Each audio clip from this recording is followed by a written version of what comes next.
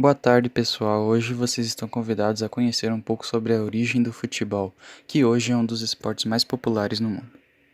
Inúmeras culturas no mundo possuem algum tipo de referência ao futebol. Chineses, japoneses, gregos antigos, persas, vikings e outros povos já jogavam algum tipo de jogo de bola em tempos muito distantes.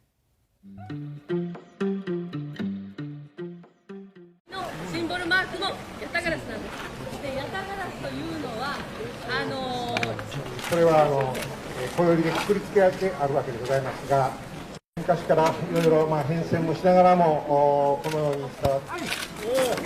ありよー、あり、あり、お、あり。これはの怪獣の変形と言われております。ありよー、あり、お。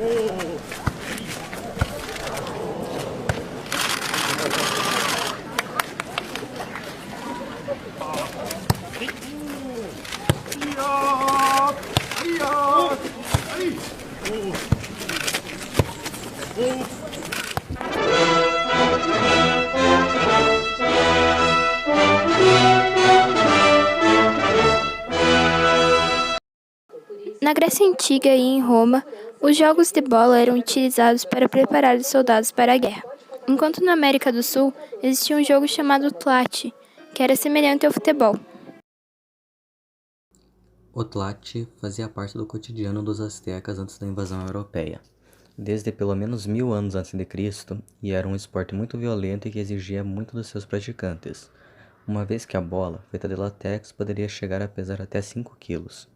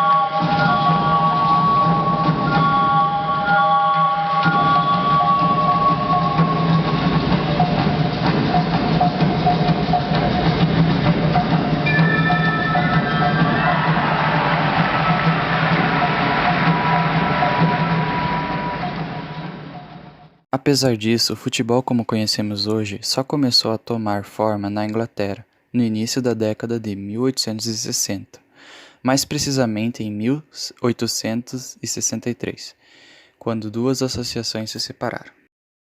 A Associação de Rugby não aceitava um jogo em que não fosse possível segurar a bola com as mãos, dando origem assim à The English Football Association, a primeira associação de futebol da Inglaterra. As regras. A primeira versão das regras é conhecida como as regras de Cambridge e foram criadas em 1848 por estudantes da Universidade de Cambridge com o intuito de definir normas padrões para a prática do esporte. Voltando para 1863, é publicado o EFA Minute Book, escrito por Ebenezer Cobb Morley, que traz as 13 primeiras regras do futebol. É aí que o futebol e o rugby se distinguem completamente. Agora vamos para algumas curiosidades. O primeiro jogo de futebol internacional aconteceu em 1871, entre a Escócia e a Inglaterra, e terminou empatado em 0-0.